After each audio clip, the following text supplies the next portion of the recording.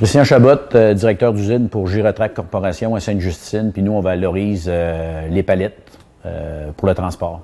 Ben, nous, on reçoit beaucoup plus de matériel empaqueté sur des palettes que du matériel. Nous, on fabrique de la machinerie forestière, donc il ressort une machine complète. On est appris avec les palettes depuis 20 ans. On en donne, on en brûle, on en a enterré longtemps, on en a jeté.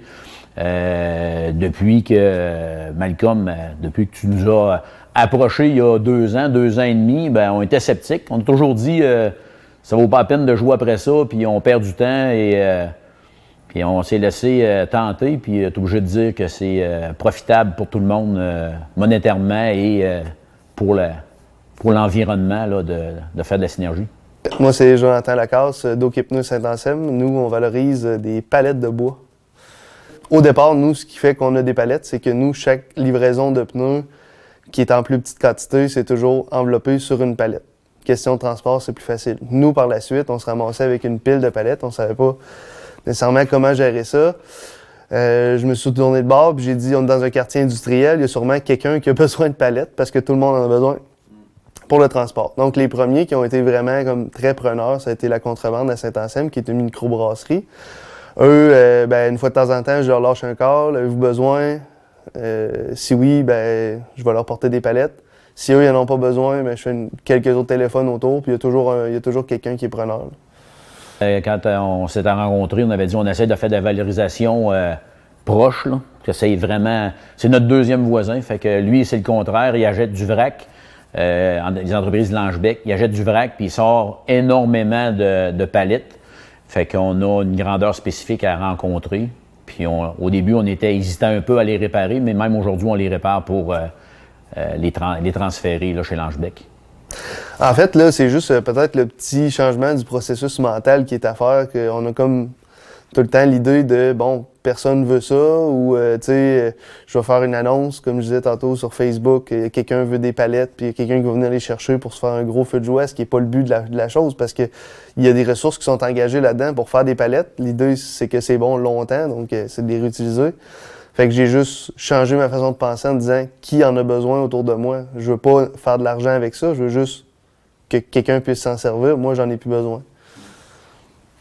De faire une analyse de conscience, de voir qu'est-ce qu'on peut valoriser, qu'est-ce qu'on jette, qu'est-ce qu'on a, puis qu'on se débarrasse à outrance. Puis nous, c'était simple. L'acier, facile, ça va à la récupération. Le carton aussi, par contre, les palettes de bois, c'était plus compliqué.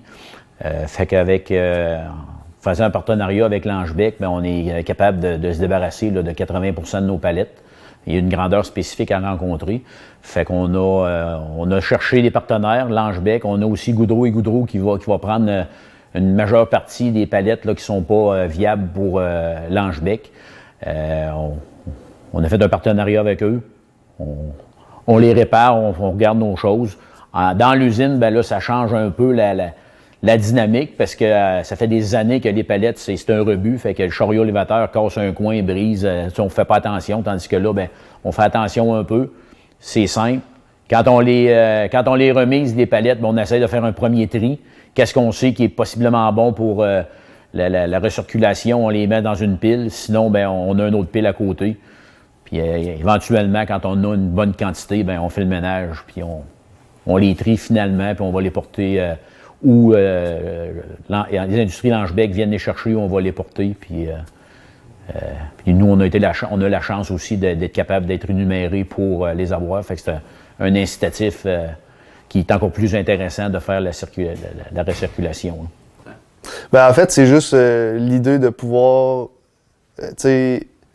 utiliser une matière qui serait jetée ou mal récupérée, puis d'en faire une deuxième vie, de pouvoir, à notre échelle personnelle, faire un petit changement. C'est pas nécessairement de vouloir changer la planète au complet, mais qu'est-ce que je peux faire, moi, dans ma cour pour contribuer au niveau environnemental, au niveau économique aussi? Je pense que c'est un examen de conscience, là. Avec tout ce qui se passe un peu partout, on dit les sites d'enfouissement sont pleins, les enterrer sur un terrain, tu dis ça n'a pas de bon sens, là, les faire brûler, tu dis c'est pas mieux beaucoup. Puis là, c'est vraiment l'examen de conscience qui dit on peut faire quelque chose pour sauver l'environnement. On rapporte un petit peu d'argent, Notre voisin, ça coûte beaucoup moins cher. Tout le monde est gagnant-gagnant. Win-win. C'est plus facile de venir à faire quelque chose, là, de faire quelque chose comme ça. Là. Bon, les retombées, on a des retombées positives. Premièrement, on a la gestion des résidus qu'on n'a plus à faire. On fait une gestion, mais la gestion est rentable. Fait que si la journée qu'on gère les palettes, mon employé il va chercher un 100-120 pièces de l'heure. On ne compte pas la matière, avant ça, on l'achetait. Fait que pour nous, tu as un gain de temps parce que tu n'as pas besoin de payer. Tu n'as pas besoin de payer pour te débarrasser de ton résidu, mais tu le vends. Fait qu'à la place d'être une dépense, c'est rendu un gain. Fait que pour nous, c'est merveilleux. Puis comme on dit, ben pour l'environnement, c'est mieux aussi. Là. Puis on a la chance d'avoir le deuxième, troisième voisin, l'entreprise qui les prend. Fait que c'est quasiment carbone neutre. Là. On n'a pas de dépenses, on n'a pas d'émissions de gaz, on n'a pas du transport à outrance. Par contre, avec les employés, c'est un peu plus difficile. Comme je disais tantôt, les employés, on est habitués, les palettes, c'était un déchet. Là. Fait que passer dessus, les casser, sans faire par exprès, mais sans faire attention. Aujourd'hui, on leur dit, ben, on fait attention, les palettes, on est capable de les récupérer, puis ça génère un petit peu d'argent. Fait que c'est une école.